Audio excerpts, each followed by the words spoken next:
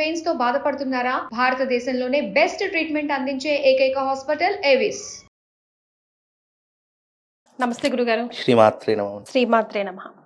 గురుగారు, Shivaratri next day మాఘ అమావాస్య, పుణ్యస్నానాలు ఆచరించడానికి అదే ఆఖరి రోజు కూడా.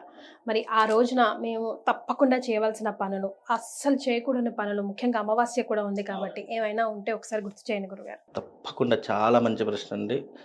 శివరాత్రి తెల్లవారితే ఇంకో మహా అద్భుతమైనటువంటి రోజు మాఘ అమావాస్య. ఈ మాఘ అమావాస్య అనేటటువంటిది స్నానానికి, దానానికి, అతిథి భోజనానికి, అలాగే మనం చేసేటటువంటి పితృకర్మలకు పెట్టినటువంటి పేరు మాఘ అమావాస్య. ఎప్పుడైనా శివరాత్రి తెల్లవారితే అమావాస్య రావడం జరుగుతుంది. మరి శివరాత్రి ఎంతనైతే గొప్పనైనటువంటిదో అంతకు ఇంకా రెట్టింపు గొప్పనైనటువంటిది మాఘ అమావాస్య. ఎందుకు అంటే మాఘమాసం మొత్తం కూడా నదీ స్నానాన్ని ఆచరించాలని మాఘపురాణం చెప్పింది. మాఘపురాణంలో నదీ స్నానము, దానము, జపము నీ జీవితాన్ని ఉద్ధరింపజేసేటటువంటిది అని అర్థం. ఈ మాఘమాసం మాఘ అమావాస్య అనేటటువంటిది ఏం ఆచరించాలంటే, ముఖ్యంగా నీ జీవితంలో నువ్వు ఏం చేసినా చేయకపోయినా మాఘ అమావాస్యలు 3 కర్మలు ఆచరించాలి. ఆ 3 కర్మలు ఏంటి అని అంటే గనక, నువ్వు మొట్టమొదటిగా బ్రహ్మ ముహూర్తంలో లేవడం, బ్రహ్మ ముహూర్తంలో లేచి స్నానం ఆచరించడం, అది కూడా గంగా స్నానం ఆచరించడం. ఆ రోజు ఎలాగో జాగరణలో ఉంటాం కాబట్టి ఎలాగో పడుకోము కాబట్టి చాలా మందికి తెల్లారితే నిద్ర వచ్చేస్తుంది కదా ఒక ఉదయం అంతా. కాకపోతే ఏంటంటే, ఆ రోజున వీలైనంత వరకు బ్రహ్మ ముహూర్తంలో లేచి స్నానం ఆచరణ చేసుకొని, వీలైతే ఆ రోజున తప్పకుండా చేయవలసింది ఏంటంటే అతిథి భోజనం. శివరాత్రి రోజున మనం అంతా ఉపవాసం ఉంటాము. మనం భోజనం చెయ్యాలి అంటే శాస్త్రం ఒక నియమం పెట్టింది. ఏంటి అంటే, నువ్వు ఎప్పుడైతే అతిథికి భోజనం పెడతావో ఆ తర్వాతే నువ్వు భోజనం చేయాలి. నీకు అతిథి దొరకకపోతే ఆ రోజు కూడా ఉపవాసమే. అంత కఠినమైనటువంటి నియమాలు ఈ మాఘ అమావాస్యకు ఉన్నాయి. అది పూర్వకాలం చాలామంది ఇప్పటికీ కూడా కొంతమంది అతిథి భోజనం పెట్టకుండా కనీసం ముద్ద కూడా నోట్లో పెట్టలేనటువంటి నిష్ణాతులైనటువంటి వాళ్ళు చాలామంది ఉన్నారు. ఎందుకంటే వాళ్ళకొక్క నియమం అది. తప్పకుండా ఏ అతిథి అయినా సరే, బ్రాహ్మణ, వేరేవాడ, ఇతర వాళ్ళకి సంబంధం లేదు, ఒక అతిథికి భోజనం పెట్టాలి. భోజనం పెట్టిన తర్వాత ఆయన తృప్తిగా భోజనం చేసిన తర్వాతే కుటుంబ సభ్యులందరూ భోజనం చేసేవారు. అలాంటి పద్ధతులు, ఆ యొక్క పద్ధతి ఎవరైతే పెట్టుకుంటారో నిజంగా వాళ్ళు కారణ జన్ములు అని చెప్పుకోవచ్చు. అంత విశేషమైన. అలాగే ఈ శివరాత్రి రోజు మనం అందరం ఉపవాసం ఉంటాము. మనం భోజనం చెయ్యాలి అంటే మనకొక ఏం కావాలి అంటే ఒక అనుమతి కావాలి. ఆ అనుమతి ఎలా ఉంటుంది? ఒక పేదవాడిక, ఒక బ్రాహ్మడిక, ఒక లేనివాడిక, ఆకలి అన్నవాడికి నువ్వు అన్నం పెట్టి, నువ్వు ఆ యొక్క అన్నం తిన్న తర్వాత ఆ వ్యక్తి వెళ్ళిపోయిన తర్వాత అప్పుడు నువ్వు భోజనం చేస్తే దాని పుణ్యం ఎంతో తెలుసా అండి? 1000 యజ్ఞయాగాదులు చేసినటువంటి పుణ్య ఫలితం కలుగుతుంది. సాక్షాత్తు పరమశివుడికే నువ్వు అన్నం పెట్టినటువంటి పుణ్య ఫలితం కలుగుతుంది. సాక్షాత్తు ఆ పరమశివుడే నీ ఇంటికి అతిథిగా వచ్చాడు అని భావన చేసి నువ్వు భోజనం పెట్టాలి. ఎవరో పేదవాడికో లేనివాడికో అన్నం పెడుతున్నానని మనసులో భావన చేసుకోకూడదు. సాక్షాత్తు శివరాత్రి తెల్లవారి కదా, ఆ భగవంతుడు ఆకలితో ఉంటాడేమో, ఆ భగవంతుని అతిథి రూపకంగా పిలుచుకొని ఇంటి దగ్గర అన్నం పెట్టాలి అనేటటువంటి సంకల్పంతో గనక నువ్వు భోజనం పెడితే ఆ భోజనం ఎవరు తింటారో తెలుసా? ఆయనలో ఉన్న పరమాత్ముడు తింటాడు. ఆయనలో ఉన్నటువంటి సాక్షాత్తు ఆ పరమేశ్వరుడే భోజనం చేస్తాడు. పరమేశ్వరుడు భోజనం చేసే బాధ్యత మనకు. ఆ పరమేశ్వరుడు నిజంగా మన దగ్గరకు వచ్చేస్తే మన కాలు చేతులు ఆగుతాయా అండి? నిజంగా శరీరం అంతా పులకరిస్తుంది.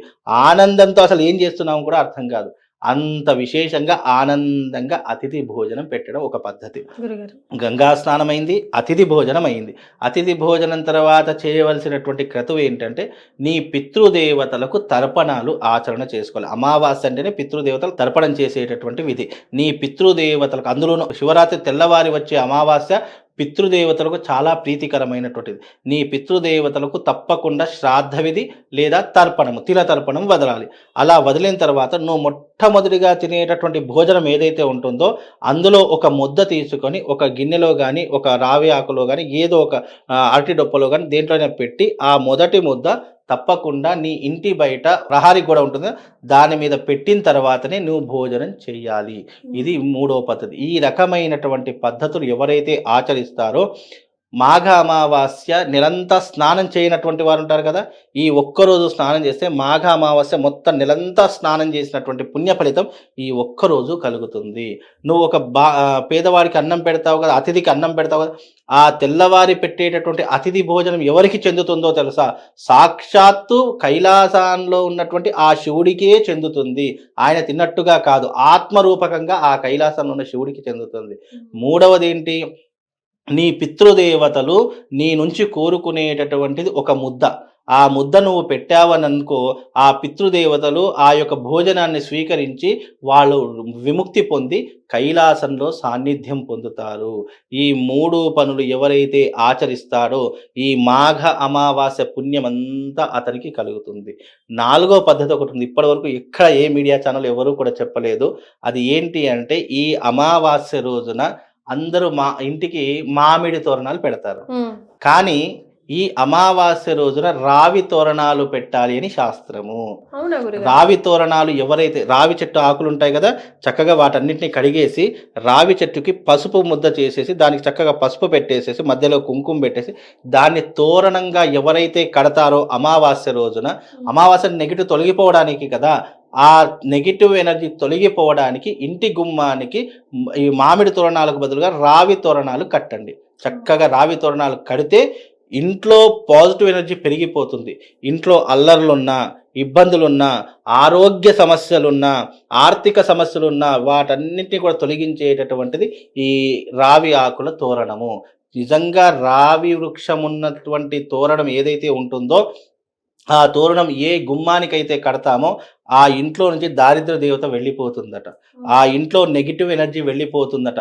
చాలా మందికి ఈ మధ్య కాలంలో ఆరోగ్య సమస్యలు, చీటికి మాటికి ఆరోగ్య సమస్య, దగ్గితే ఆరోగ్య సమస్య, తుమ్మితే ఆరోగ్య సమస్య. ఇక ఆ ఆరోగ్య సమస్యతో మనం బయటకు వెళ్ళలేము, లోపలికి వెళ్ళలేము, డ్యూటీలు చేయలేము, ఏమీ చేయలేము. అలా ఆరోగ్య సమస్యలు ఎవరికైతే ఉన్నాయో ఈ అమావాస్య రోజున ఇంటికి రావి తోరణం కట్టుకొని నెక్స్ట్ డే మీకు ఆరోగ్య సమస్య వస్తే నాకు చెప్పండి. అంత విశేషమైనటువంటి ఇది తాంత్రిక విధానంలో సాక్షాత్తు ఇది ఎవరు చెప్పారు తెలుసా? పరమశివుడు దత్తాత్రేయుడితో ఉపదేశించినటువంటి అతి రహస్యమైనటువంటిది. అందుకే వృక్షాలలోకెల్లా అశ్వత్థ వృక్షం చాలా కల్పవృక్షం అని చెప్పారు. ఆ కల్పవృక్షం యొక్క తోరం కట్టుకుంటే ఆరోగ్య సమస్యలు, ఆర్థిక సమస్యలు, మనకున్నటువంటి నెగిటివ్ ఎనర్జీ అన్నీ కూడా తొలగిపోతే అంత విశేషమని. ఈ 4 పనులు చేయండి, నెక్స్ట్ డే నుంచి మీ లైఫ్ మారకపోతే నన్ను అడగండి. అంత విశేషమమ్మా. సో 4 కూడా చాలా సింపుల్ గా మనం ఆచరించవలసినవే కాబట్టి మాఘ అమావాస్య రోజుని ఇది మేము తప్పకుండా చేస్తాము. తప్పకుండా ఆచరించండి. ధన్యవాదాలు. శ్రీమాత.